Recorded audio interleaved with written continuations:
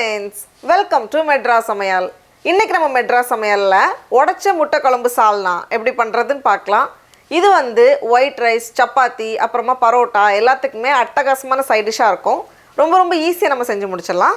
அது பண்றதுக்கு ஃபர்ஸ்ட் வந்து ஒரு panல 2 ல இருந்து 3 டேபிள்ஸ்பூன் போல எண்ணெய் சூடு பண்ணிக்கோங்க. எண்ணெய் சூடானதும் இதுல ஒரு பிரியாணி இலை, ஒரு துண்டு பட்டை, 3 கிராம்பு, 3 ஏலக்காய், கூடவே 1 டீஸ்பூன் சோம்பு சேர்த்துட்டு இதை வந்து ஒரு வாட்டி நம்ம கலந்து வச்சிடலாம். கலந்ததுக்கு அப்புறமா இதில் 2 வெங்காயத்தை இந்த மாதிரி நீளமாக கட் பண்ணி வச்சுருக்கேன்.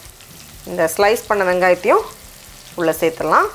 கூடவே 1 டேபிள் ஸ்பூன் அளவுக்கு இஞ்சி பூண்டு விழுது, 3 பச்சை மிளகாய், 1 கொத்து கருவேப்பிலை இலை, கடைசியாக கொஞ்சமாக உப்பு சேர்த்து இந்த வெங்காயம் நல்லா பொன்னிறமாக வதங்கணும்.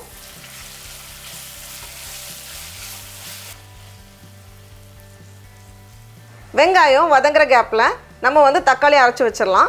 நான் இன்றைக்கி வந்து 2 தக்காளி எடுத்திருக்கேன். தக்காளி வந்து நம்ம அப்படியே சேர்க்குறதுனாலும் ஓகே, ஆனால் நம்ம வந்து லைட்டாக அரைச்சிட்டு சேர்த்தோம் அப்படின்னா குழம்பு வந்து இன்னும் கொஞ்சம் ஸ்மூத்தாக இருக்கும். அதுக்காக தான் 2 தக்காளி இதை வந்து ஒரு மிக்ஸி ஜாரில் மாற்றிட்டு நல்லா இந்த மாதிரி அரைச்சிட்டு வந்திருக்கேன்.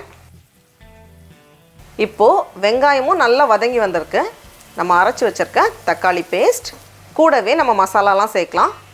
கொஞ்சமாக 1/4 டீஸ்பூன் போல் மஞ்சள் தூள், 1 teaspoon garam masala, 1 table spoon மல்லித்தூள், கூடவே காரத்துக்கேற்ப மிளகாய்த்தூள். நான் வந்து 2 டீஸ்பூன் மிளகாய்த்தூள் எடுத்திருக்கேன். நம்மளோட காரத்துக்கேற்ப நம்ம எடுத்துக்கலாம்.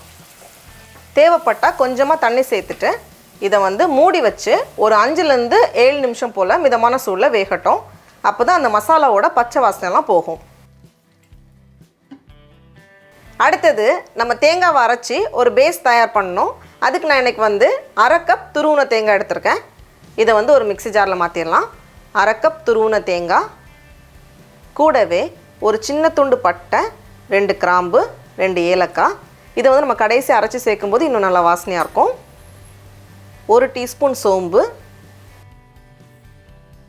1 டீஸ்பூன் மிளகு, 1 டீஸ்பூன் கசகசா இல்லை அப்படின்னா இது சேர்க்காம நம்ம பண்ணலாம். கடைசியாக 1 டேபிள் ஸ்பூன் அளவுக்கு பொட்டுக்கடலை. இது சேர்த்தோம் அப்படின்னா கிரேவி வந்து நல்லா கெட்டியாக வரும். அப்படி இல்லைனா இது கூடவே வந்து 5-6 முந்திரி பருப்பு கூட நம்ம சேர்த்துக்கலாம். குழம்பு வந்து இன்னும் நல்லா ரிச்சாக இருக்கும். கூடவே கொஞ்சமாக தண்ணி சேர்த்து நல்லா அரைச்சி இந்த மாதிரி எடுத்துகிட்டு வந்திருக்கேன். இப்போ நம்ம ஓப்பன் பண்ணி பார்க்கும்போது அந்த மசாலாவோட பச்சை வாசனைலாம் போய் எண்ணெய் நல்லா பிரிஞ்சு வந்திருக்கு. இந்த ஸ்டேஜில் நம்ம அரைச்சி வச்சுருக்கோம்ல அதை உள்ளே சேர்த்துடலாம். கூடவே தேவையான அளவு தண்ணி. நான் வந்து மொத்தத்தில் 3 கப் தண்ணி சேர்த்துருக்கேன். கடைசியாக தேவையான அளவு உப்பு எல்லாத்தையும் சேர்த்துட்டு மிதமான சூடில் ஒரு 10லேருந்து 12 நிமிஷம் போல் நம்ம வந்து வேக வைக்கணும். மூடி போட்டு வச்சிடலாம்.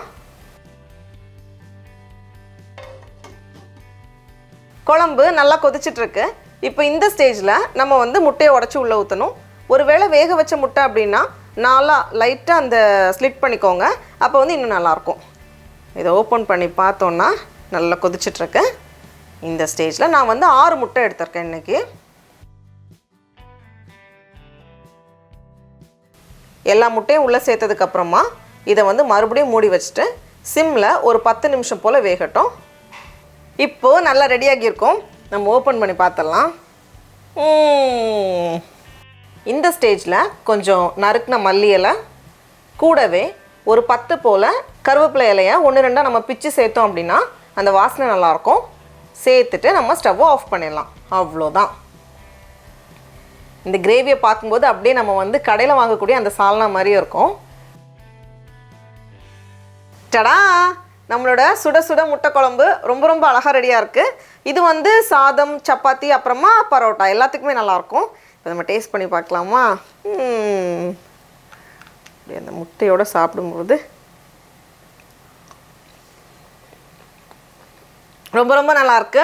நீங்களும் கண்டிப்பாக அந்த ரெசிபியை வீட்டில் செஞ்சு பாருங்கள். உங்களுக்கு இந்த வீடியோ பிடிச்சிருந்துச்சுன்னா மெட்ராஸ் சமையலுக்கு சப்ஸ்கிரைப் பண்ணுங்கள். நாவின் சுவை அரும்புகள் மலரட்டும்.